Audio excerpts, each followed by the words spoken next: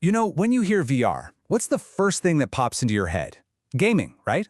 But what if the real power of VR isn't about escaping our world, but about making us better in it? What if it's the key to unlocking the absolute limits of what we can do?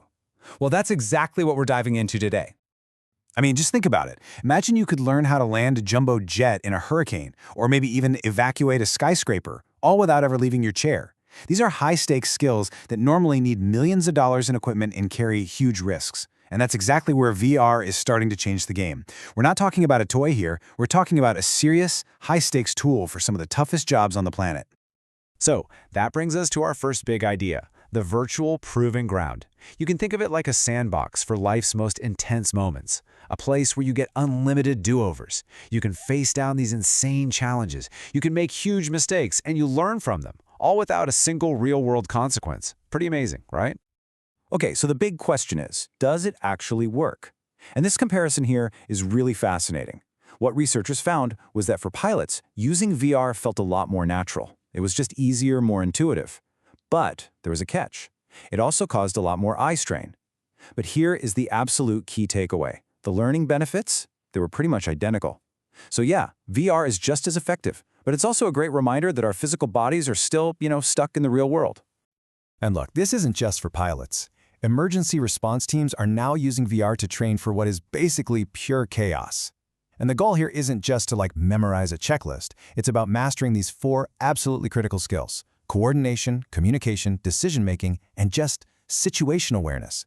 I mean, how do you communicate clearly when alarms are blaring all around you? How do you make a split-second life-or-death decision? VR is really the only place you can safely practice that kind of intense collaborative pressure. All right, so we've seen that VR can train our actions, but what if it goes deeper than that? What if it can actually start to change how we think, how we perceive reality itself? And that's where we're headed next. We're moving from training the body to, well, hacking the mind. Now, to really get this, we've got to get 2 key terms straight. First, there's immersion. That's all the tech stuff, right? The graphics, the sound, the tracking. It's what the engineers are building. But then there's presence, and that's the magic.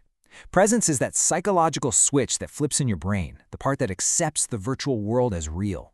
So you use high immersion as the tool, but creating a powerful sense of presence, that's the goal. And believe me, this feeling of presence can get weird. Get this.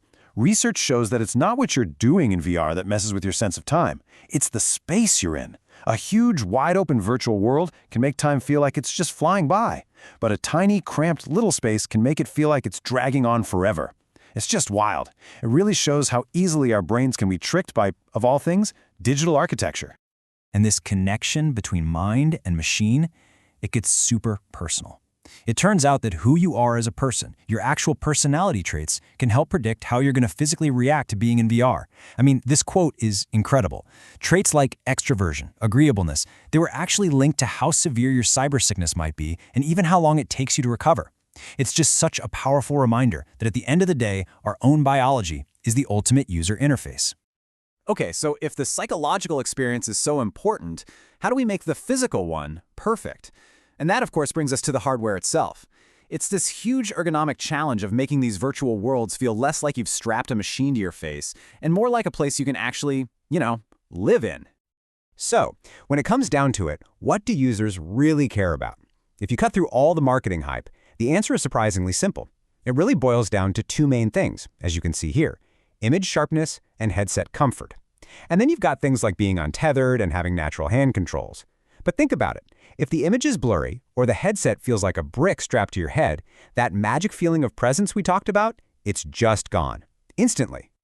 And it's not just about the hardware you wear on the outside, it's also about the virtual body you inhabit on the inside.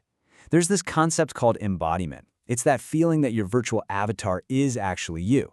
And it's way more than just for looks. The research shows a direct link here. The more you feel connected to that avatar, the better you actually perform tasks in VR. It's like our brains need that connection to really get on board. Now, this next part, this is where the story gets really, really powerful. We've seen how VR can be used for training, for understanding the mind, but what about using it to truly unlock human potential? Let's take a look at how it's being used to completely redefine what's possible, especially when it comes to accessibility and overcoming limitations. 99%. What does that number even mean? That is the accuracy of a brand new system that uses a neural network to read the muscle signals from an amputee's arm. It lets them control a device inside of VR just by using simple gestures. This could completely change the game for workplace accessibility. We're talking about someone being able to operate complex machinery all remotely. It's incredible. And the innovation just keeps going. On one hand, you've got developers creating these amazing new experiences, like a VR racing game built for blind gamers that uses only sound and haptic feedback. And then, on the other hand, you have researchers using VR as a tool to better understand conditions like macular degeneration to study how people with it judge motion. So it's being used to both create solutions and to get a deeper understanding of the problems themselves. It's a two-way street. So the potential we're talking about here is, well, it's clearly groundbreaking. But before we get too carried away, it is so important to take a step back. Let's get a realistic look at the promises versus the pitfalls and really see where immersive tech is at right now. This table gives us a really nice, clean, bird's-eye view. So for full-on virtual reality, or VR, the research finds it's mostly, but not always, as good as traditional training. Then you have augmented reality, or AR. That's the tech that overlays digital stuff onto the real world, like on your phone camera. And the results there are showing a lot of promise for improving performance. And finally, mixed reality, or MR, which kind of blends the two.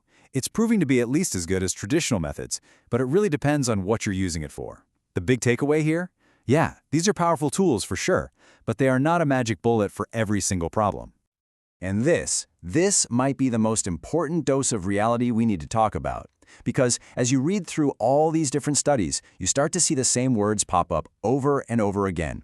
Preliminary, small sample sizes, and the classic, further validation and improvement are needed. What that tells us is that we are still in the very, very early days of this research. The findings are absolutely exciting, but we have to see them as stepping stones, not as the final word. And all of this really leaves us with one big final question. We've seen VR's incredible power to train us, to literally change our perception, and to open up brand new possibilities we never thought we'd have. And let's be real, the technology that simulates reality is only going to get better and better and better. So the real question isn't what can the tech do? The real question is, as it gets better and better, what will we choose to do with it?